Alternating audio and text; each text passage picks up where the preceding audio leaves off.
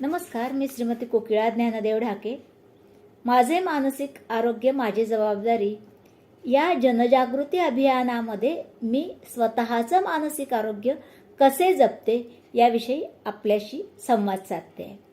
श्रोते हो, मन हा मानवी शरीरातील अतिशय महत्त्वाचा भाग, तणाचा सेनापती म्हणा.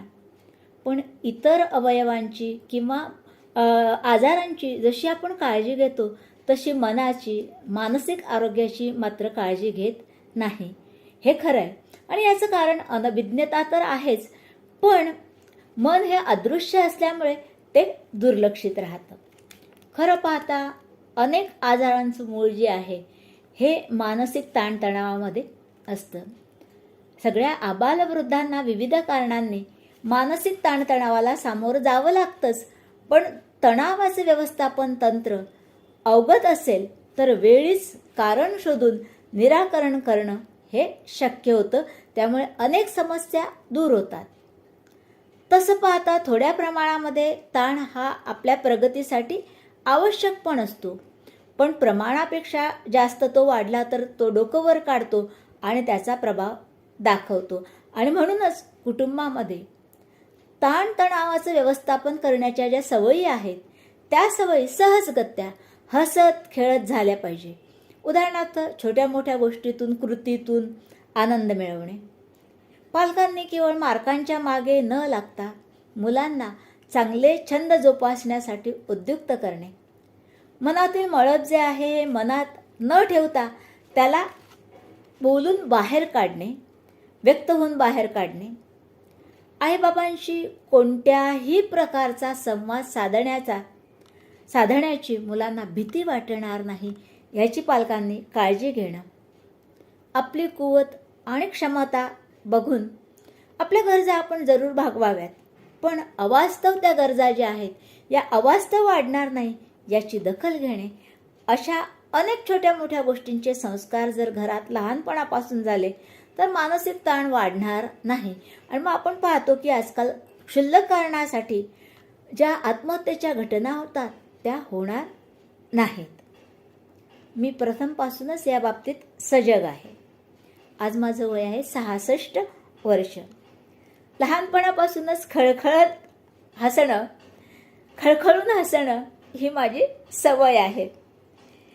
माझ्या विद्यार्थ्यांचे, सहकारी शिक्षकांचे फोन येतात आणि ते म्हणतात मला तेव्हा की मॅडम तुमचा आवाज, बोलणं आणि खळखळून हसणं जे आहे ते आजही तसंच आहे आणि त्यामुळे तुमच्याशी बोलताना आम्हाला खूप छान वाटतं, टेन्शन पळून जातं.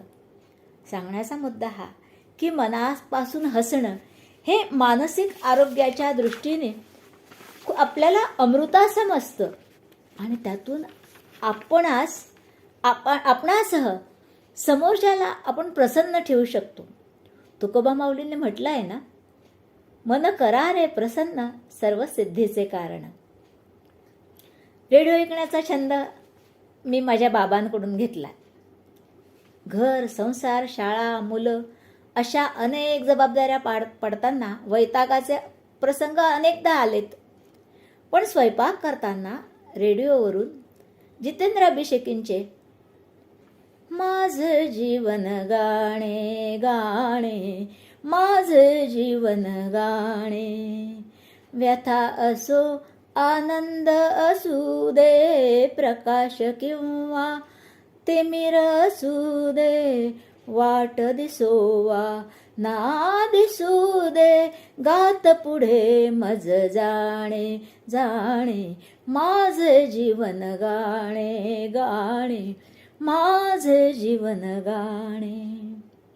असे प्रेरणादायी सूर कानावर पडले की वैताग कुठल्या कुठे पळून जायचा.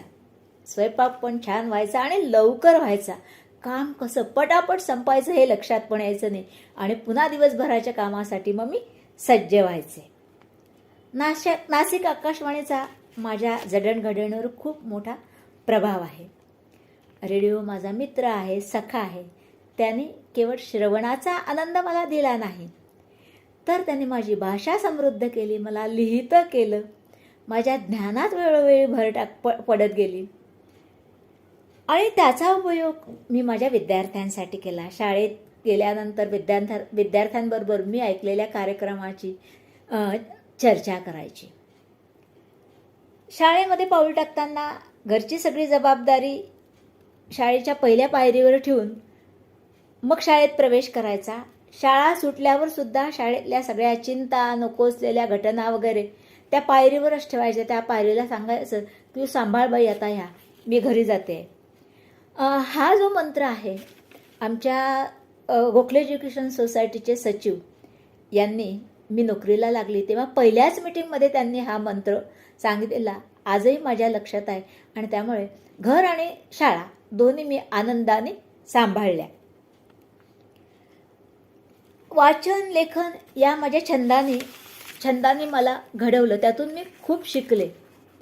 आणि शालेय अध्यापनाव्यतिरिक्त याचा उपयोग माझ्या विद्यार्थ्यांसाठी मला झाला. त्यांच्या स्पर्धा परीक्षांचं मार्गदर्शन करताना झाला. MTS, NTS, गणित स्पर्धा परीक्षा, विज्ञान परीक्षा, अशा कोणत्याही प्रकारच्या स्पर्धा परीक्षा म्हटलं की स्पर्धा परीक्षा आणि ढाके टीचर असं समीकरण आमच्या शाळेमध्ये झालेलं होतं. तर या स्पर्धा परीक्षांच्या निमित्ताने हे विद्यार्थी आणि आम्ही खूप जवळ आलोत. आमच्यात वेगळे दृढबंध निर्माण झाले. आज मोठमोठ्या पदांवरती कार्यरत असलेले माझे विद्यार्थी, काही यशस्वी उद्योजक आहेत, काही कार्यक्षम शेतकरी आहे, काही मोठ्या पदावरती नोकरी करतात आणि ते माझ्या संपर्कात आहेत. ते कधी येतात, कधी फोनवरून बोलतात आणि ते त्यांच्या प्रगतीच्या हे जे आहे त्यांची किती भरभराट होते, प्रगती होते, हे ते जेव्हा मला सांगतात, कळवतात, त्यातून मला जो आनंद मिळतो तो माझ्यासाठी एक बूस्टर डोस असतो. खूप मोठं टॉनिक ते माझ्यासाठी ठरतं. सेवानिवृत्तीनंतर अनेकांना वेळ खायला उठतो, पण मला खरं सांगते, मला तसं कधीच झालं नाही. आजही मी पहाटे 5 वाजता उठते. सगळे उठायच्या आत योगाभ्यास, व्यायाम, प्राणायाम, ध्यान आटोपून मी स्वयंपाकघरात कामासाठी सज्ज असते. 30च्या आत असतानाच मी योगाचे प्रवेश, परिचय, प्रबोध हे अभ्यासक्रम पूर्ण केले. योग शिक्षक प्रशिक्षण घेतलं, कारण माझ्या विद्यार्थ्यांचा सर्वांगीण विकास जर मला साधायचा असेल तर मी मानसिकदृष्ट्या आधी सक्षम असलं पाहिजे हे मला माहिती होतं आणि म्हणून मी ते कोर्स पूर्ण केले.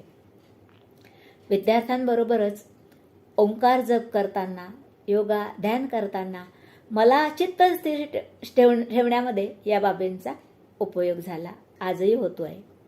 स्मार्टफोनचा स्मार्ट उपयोग करून मी ऑनलाईन पद्धतीने क्लासेस, वेबिनार्स, व्याख्यानं, अभिवाचन स्पर्धा, गीत गायन स्पर्धा अशा अनेक स्पर्धांमध्ये मी सहभागी होते.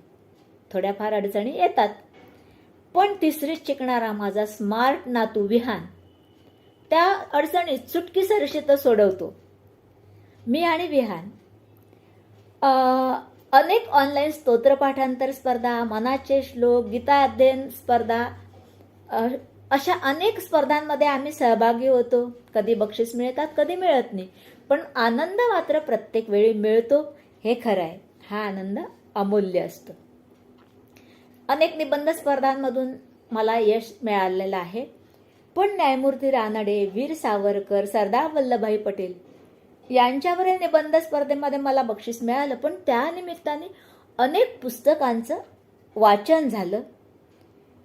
तसंच मनाचे श्लोक जे आहेत, या मनाच्या श्लोकांची सलग 41 आठवडे चालणारी एक स्पर्धा निसर्गोपचार तज्ज्ञ आनंद कुलकर्णी यांनी ती स्पर्धा आयोजित केली होती. त्यामध्ये मी सहभागी झाले होते आणि त्यामुळे मनोबोध विशारद परीक्षेचं निवेदन जेव्हा मी ऐकलं तेव्हा मला वाटलं की काही नाही, आपला अभ्यास झालेला आहे, आपल्याला ही परीक्षा सहज जमेल.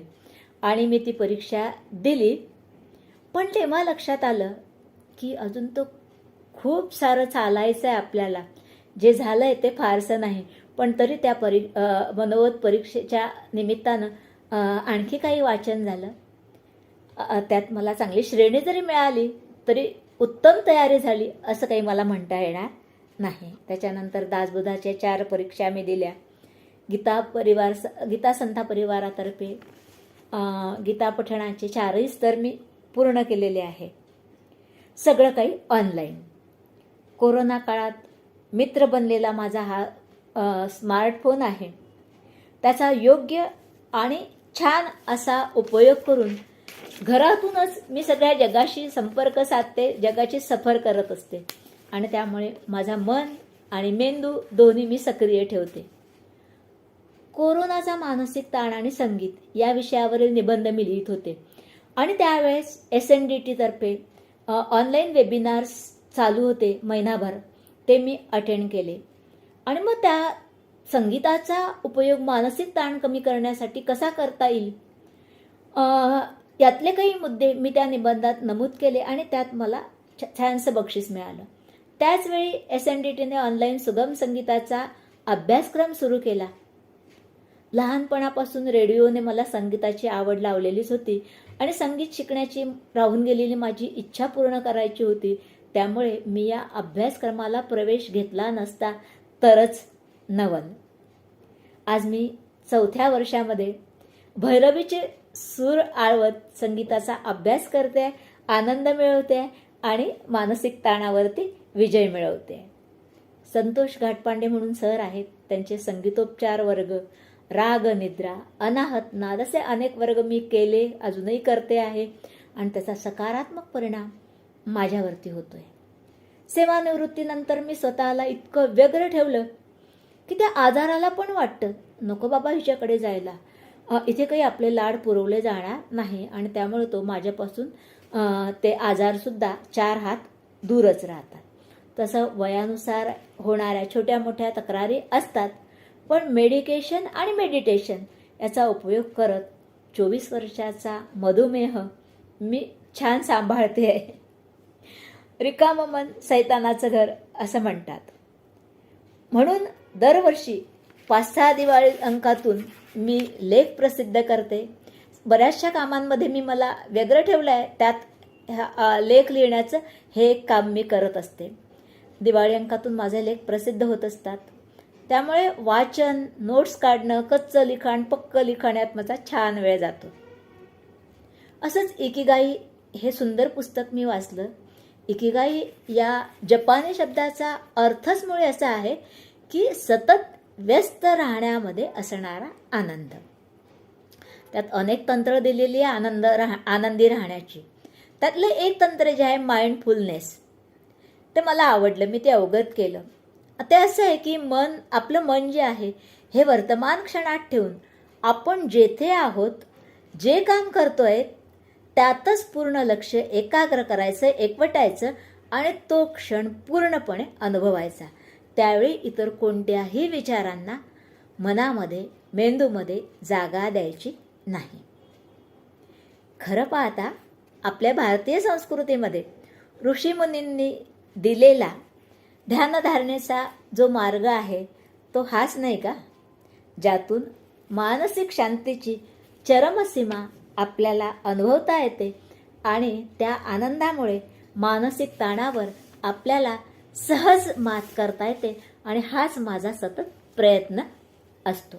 संपूर्ण ज्ञानेश्वरी या 2-3 वर्षात मी पूर्ण लिहिली.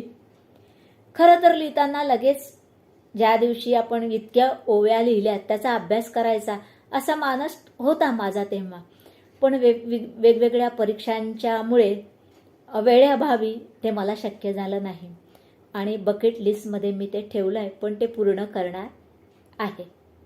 निसर्ग आणि पर्यावरणामध्ये मी रमते. माझ्या बाल्कनीमध्ये छोटंसं गार्डन मी केलेलं आहे. त्याच्यासाठी सेंद्रिय खत मी माझ्या स्वयंपाकघरातल्या कचऱ्यापासून तयार करते आणि मग एखाद्या झाडावर आलेलं छोटंसं फूल म्हणा, फळ म्हणा, ते मला खूप वेगळा आनंद देऊन जातं. बाजारात पैसे फेकून ते सहज मिळतं, पण आनंद पैसे फेकून विकत मिळता येत नाही, हे तेवढंच खरं आहे. सध्या दर शुक्रवारी संध्याकाळी 4 वाजता पर्यावरण दक्षता मंच ठाणे यांच्यातर्फे ऑनलाईन खुली पर्यावरण शाळा भरते. तसंच अण्णा जगताप सर आहेत, त्यांनी एक मूल 30 झाडं हे उद्दिष्ट ठेवून ते निसर्ग शाळा चालवतात. या दोन्ही शाळांमध्ये मी विद्यार्थ्यांच्या भूमिकेत हजर असते. मी कधीच गैरहजर त्यामध्ये राहत नाही. मराठी विज्ञान परिषदेची ऑनलाईन व्याख्याने, परिसंवाद मी नेहमी अटेंड करते. अनावश्यक मेसेज वाचणं, पुढे ढकलणं, सिरियल पाहणं हे माझ्या कोशामध्ये नाही. माझ्या भौतिक गरजाही काही फारशा नाहीत. त्यामुळे मला आनंदी राहता येतं आणि योगाभ्यासामुळे बऱ्यापैकी तटस्थही मला राहता येतं. कौटुंबिक वाद घरामध्ये चालूच असतात, कुरबुरी चालूच असतात, पण त्याचा ताण माझ्या मनावर येत नाही. कारण आपण समोरचा कसा वागावा हे आपल्या नियंत्रणात नसलं तरी आपण कसं वागावं हे आपल्या हातात असतं. आणि त्यामुळे वादापासून 4 हात दूर राहून मी माझं मानसिक आरोग्य जे आहे हे सांभाळत असते आणि हेच सगळ्यांसाठी श्रेयस्कर आहे असं मला वाटतं. आव्हानांना सकारात्मकतेने सामोरं जाण्यासाठी मनाने आणि शरीराने मी सतत तयार असते आणि त्यामुळे त्याचा ताण माझ्या मनावरती कधी येत नाही. वादापासून मी 4 हात नेहमी दूरच राहते.